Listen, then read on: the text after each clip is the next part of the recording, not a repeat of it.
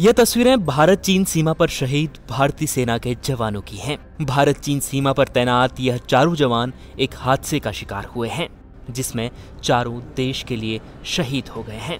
Duty पर तैनात यह चारों जवान पश्चिम बंगाल से सिक्किम की ओर जा रहे थे। तभी रास्ते में पहाड़ी से बड़े बड़े पत्थर उनकी गाड़ी पर गिर पड़े और गाड़ी गहरी खाई में जा गिरी। इस भयानक सड़क हादसे में मध्य प्रदेश के प्रदीप पटेल, मणिपुर के डब्ल्यू पीटर, हरियाणा के नायक गुरसेव सिंह और तमिलनाडु के सूबेदार केथंगा पंडी की शहादत हुई है।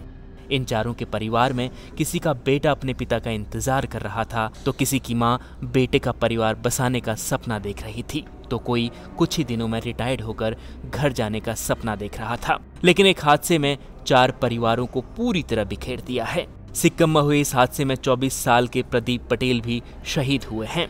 वह सेना में वाहन चालक के तौर पर काम कर रहे थे और उनकी मौत की खबर मिलते ही उनके परिवार में मातम छा गया। प्रदीप महज 3 साल पहले भारतीय सेना में भर्ती हुए थे। घर में वह माता पिता का इकलौता सहारा थे। वह अपने परिवार के इकलौते बेटे हैं जो हमेशा के लिए परिवार से जुदा हो गए हैं और देश के लिए कुर्बान हो गए।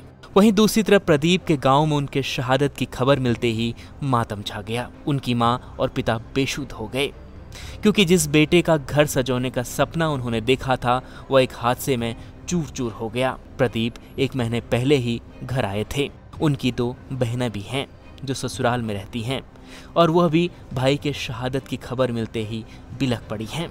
जिस भाई की कलाइयों पर उन्होंने कुछ दिन पहले राखी बांधी थी, वह भाई अब उनसे हमेशा के लिए जुदा हो गया है। साथ ही 4 परिवार एक हादसे में पूरी तरह बिखर गए हैं। देश सेवा में लगे भारतीय सेना के इन बहादुर जवानों को हमारा शत शत नमन। News report इंडिया.com।